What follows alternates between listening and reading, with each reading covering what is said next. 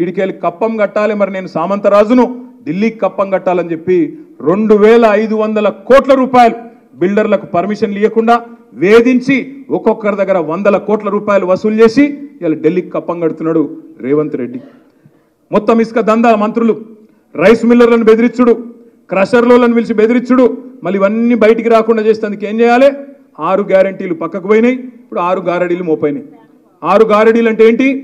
ఒకటేమో కాళేశ్వరం స్కామ్ అని చెప్పి యూట్యూబ్లో ఆన్లైన్లో ఒకటి రాయాలి, ఇంకో దిక్కు బర్ల స్కామ్, ఇంకో దిక్కు గొర్రెల స్కామ్, ఇంకో దిక్కు ఫోన్ ట్యాపింగ్, ఇదట అంటే అదట, అదట అంటే ఇదట, వీళ్ళ ఫోన్ ట్యాప్ అయిందంటే వాళ్ళ ఫోన్ ట్యాప్ అయిందట. నిన్న చూసిన దగ్గర నేను 10 లక్షల ఫోన్లు ట్యాప్ చేసిండు కేసీఆర్. చేస్తే గీస్తే ఒకడో ఇద్దరో లుచ్చగాళ్ళ ఫోన్లు ట్యాప్ చేసి ఉండొచ్చు, నాకేమెరక కానీ చేస్తే చేసి ఉండొచ్చు, దొంగల లంగలి, ఎందుకంటే పోలీసుల పనేది.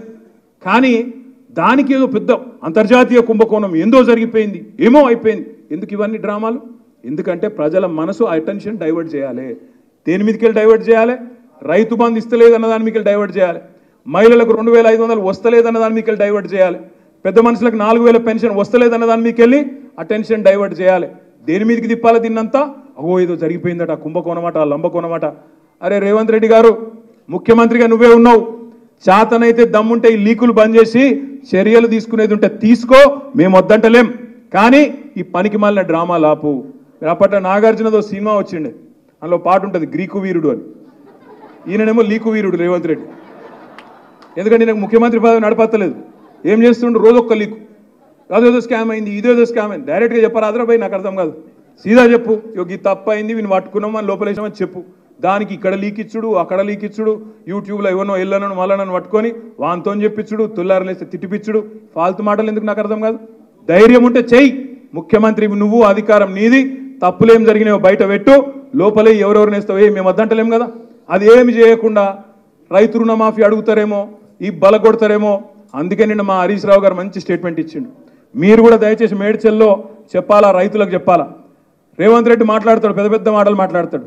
రైతులకు ఒకటే మాట నేను విజ్ఞప్తి చేస్తున్నా, మేడ్చల్ కానీ ఇంకో దగ్గర కానీ, 2 లక్షల రుణమాఫీ జరిగిన వాళ్ళందరూ కాంగ్రెస్ కోటైంది, మిగతా వాళ్ళందరూ మా కోటైంది. ఆయన చెప్పినట్టు నిజంగా 2 లక్షల రుణమాఫీ చేసింటే వాళ్ళందరూ కాంగ్రెస్ కోటేయండి, మిగతా వాళ్ళు మాకు ఓటేయండి, బీఆర్ఎస్ కోటేయండి. అందుకే నేను మిమ్మల్ని ప్రార్థించేది, కోరేది, సమయం ఉంది, ఇంకో 45-50 రోజుల టైం ఉంది. ఎక్కడోళ్ళం అక్కడ మన పోలింగ్ బూత్లో ఎన్ని బూత్లేమి 3000 ఉంటాయి, ఇంకెక్కువ ఉంటాయి? 3000 కాదు ఎన్ని పోలింగ్ బూత్లు? 3100 పోలింగ్ బూత్లు ఉన్నాయి. భారతదేశంలోనే అతిపెద్ద నియోజకవర్గం మరి మన నియోజకవర్గం, పార్లమెంట్ నియోజకవర్గం. ఇది గెలవాలంటే తప్పకుండా ఏ బూత్ కా బూత్లోనే మీరే కథానాయకులు కావాలి, మీరే కదలాలి.